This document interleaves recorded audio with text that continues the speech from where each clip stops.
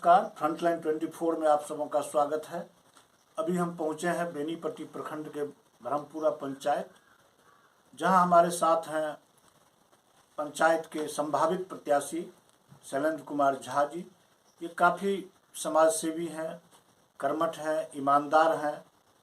ये किसी के परिचय के मोहताज नहीं हैं। जहाँ कहीं भी इनकी चर्चा हम लोग किए हैं, सारे लोग इनको जानते हैं।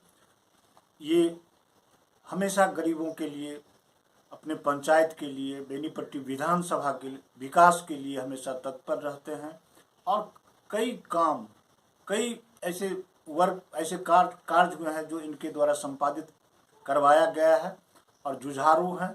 इस बार ये प्रत्याशी होने जा रहे हैं। पिछले बार भी ये प्रत्याशी थे, लेकिन महज मामूली मतों से इनका पराजय हो गया। अभी जो हम लोग ब्रह्मपुरा पंचायत के विभिन्न वार्ड में भ्रमण फ्रंटलाइन की टीम की है, तो लोगों के जेहन में जो चीज़ देखे हैं इनके प्रति, वह काफ़ी उत्साहवर्धक रहा है। काफ़ी अच्छा लगा हम लोगों को।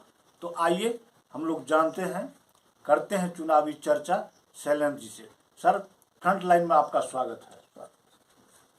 धन्यवाद। पंचायत चुनाव का लगभग शंखनाद हो चुका है, अधिसूचना होना बाकी है।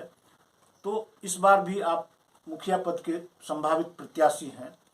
तो आपके नज़र में इस पंचायत में, जो आपके पंचायत में गांव हैं, ब्रह्मपुरा हुआ, चतरा हुआ, ओकली हुआ, जो भी है, जो वार्ड हैं, उसमें क्या समस्याएं हैं?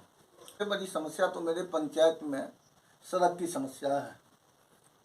जो 15वीं वित्त से जो राशि आया था, उसके द्वारा जो मुखिया द्वारा जो निर्माण किया गया है सड़क, जिसके अगेंस्ट में समाहर्ता मधुबनी को भी आवेदन दिया गया है।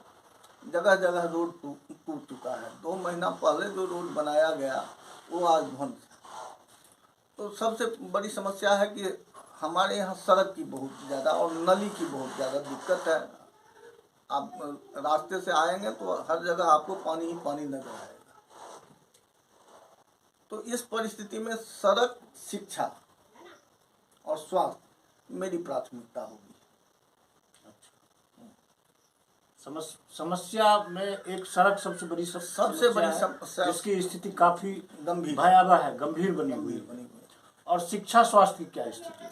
स्वास्थ्य की भी स्थिति बढ़िया नहीं है। यहाँ APSC है, चतरा में भी है, ब्रह्मपुरा में भी है, लेकिन कभी उसको कोई देखने वाला नहीं है। और रही सामाजिक स्तर से, तो हम लोगों को जो बन पड़ता है वो मदद करते हैं लोगों को। और किसानों की बहुत ज़्यादा समस्या भी है यहाँ। जैसे नदी में नहर है, जो नहर जगह जगह छिन्न भिन्न है, टूटा हुआ है, जिसके चलते थोड़ा भी पानी आता है तो गांव में डूबता है पानी, खेत दह जाता है। तो ये सब समस्या है, जो मूलभूत समस्या वर्तमान में, जिसको चाहेंगे कि अगर सरकार, मैं मुखिया बनूं तो सरकार द्वारा जो गाइडलाइन है, निर्धारित गाइडलाइन के तहत जो काम मुझे दिया जाएगा मैं ईमानदारी से करूँगा। और अभी सरकार, बिहार सरकार त्रिस्तरीय पंचायत के माध्यम से, जो यहाँ के पंचायत के जो मुखिया हैं या जो भी कंस्ट्रक्शन बना हुआ है, मुखिया, पंचायत समिति, जिला परिषद, सबको मिला के, जो इसमें कई महत्वाकांक्षी योजनाएं पंचायत में चल रही है। जैसे हर घर नल जल योजना, वृद्धा पेंशन, प्रधानमंत्री आवास योजना, शौचालय योजना, छात्रवृत्ति योजना सहित कई योजनाएं हैं। वह योजना जो है आपके पंचायत में धरातल पर उतर पाई है कि नहीं, यह योजना, इसके बारे में कुछ बताया। वृद्धा पेंशन बहुतों को मिलता है, लेकिन जो वास्तविक हकदार है अभी भी उसको नहीं मिलता है। जो वास्तविक हकदार है वृद्धा पेंशन का, उसको अभी भी नहीं मिलता है।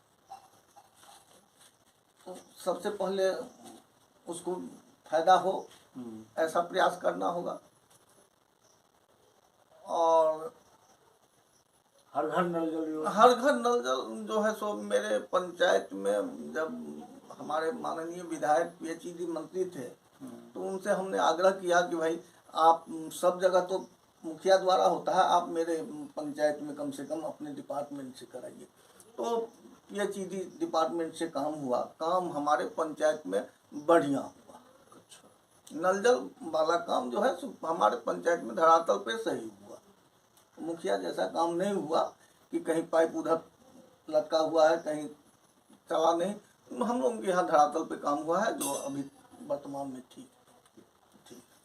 और ये मतलब इस बार आप पंचायत के चुनाव में जा रहे हैं, स्वास्थ्य के बारे में जो है, आप कहीं उप स्वास्थ्य केंद्र दो है, लेकिन वहाँ वो समुचित व्यवस्था उसका नहीं है, नहीं। इलाज के लिए ये नहीं है जी, नहीं, समुचित व्यवस्था नहीं है, कोई देखने वाला नहीं है। तो मतलब आप अगर इस पंचायत के मुखिया बन गए, यहाँ की जनता अगर आपको आशीर्वाद दी और मुखिया चुन लिए गए आप, तो आपके नज़र में पहला प्राथमिकता कौन सा काम होगा जिसको आप पहले वर्ष में शुरू करेंगे? सबसे पहले मेरे पंचायत में सबसे पिछड़ा मेरे पंचायत में मुसहर है न, उसके यहाँ कोई मूलभूत सुविधा है, सड़क की सुविधा हो, शौचालय की सुविधा हो, या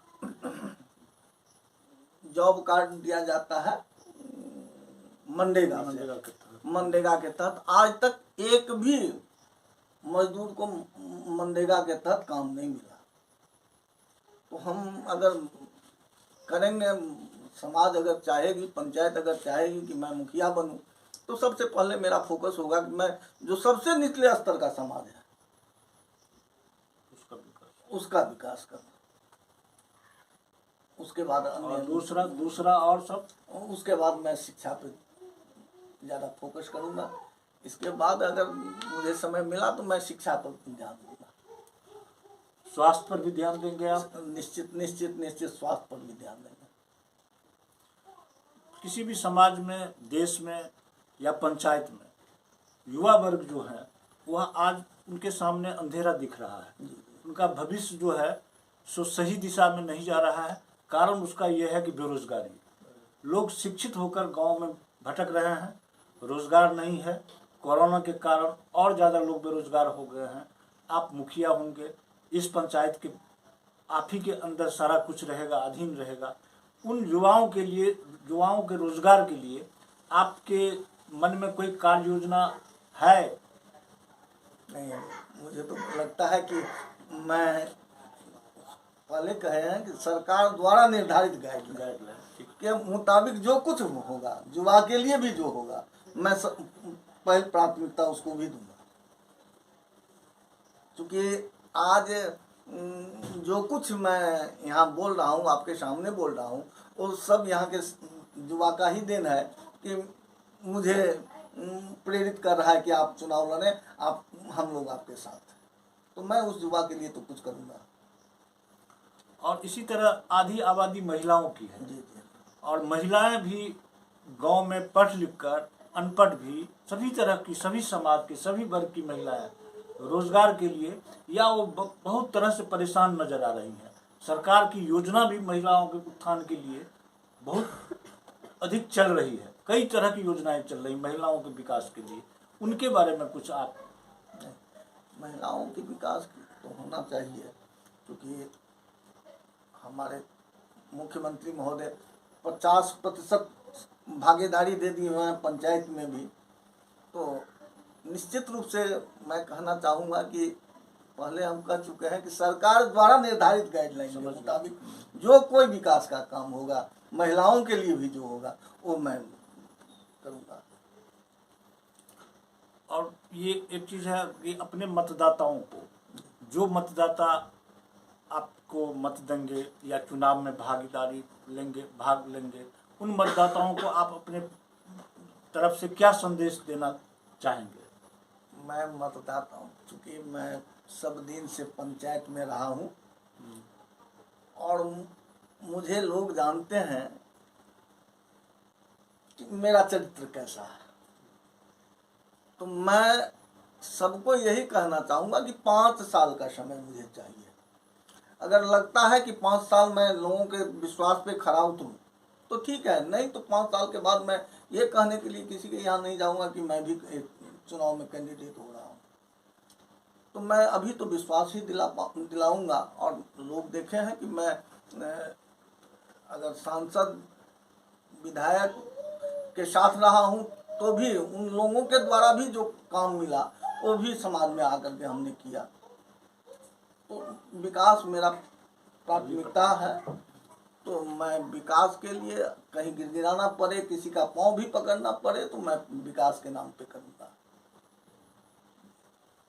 आपकी पंचायत में कितने वार्ड हैं और कितनी आबादी है, मतलब मतदाता कितने हैं? मेरे पंचायत में 13 वार्ड है और 8300 के करीब कुल वोटर है, मतदाता है। तो इस पंचायत में कौन कौन सा टोला या गांव आता है? इस पंचायत में जैसे ब्रह्मपुरा हो गया, चतरा है और एक औपली टोला है। धन्यवाद। देखते रहें फ्रंटलाइन 24। अभी हमारे साथ थे शैलेंद्र कुमार झा जी, जो इस बार ब्रह्मपुरा पंचायत के संभावित मुखिया प्रत्याशी हैं, जुझारू हैं। इन्होंने कहा कि विकास के लिए, महिलाओं के विकास के लिए, युवाओं के विकास के लिए और समरस समाज स्थापित करने के लिए हमको अगर किसी का पाँव भी पकड़ना पड़ेगा, जहाँ भी संघर्ष करना पड़ेगा, जहाँ जाना पड़ेगा, हम जाएंगे। एक बार यहाँ की जनता, इस पंचायत के मतदाता मालिक मुझे मौका दें सेवा का, हम उनका सर कभी झुकने नहीं देंगे और पंचायत का विकास, चौमुखी विकास करने के लिए हमेशा हम तत्पर रहेंगे। देखते रहें फ्रंटलाइन 24।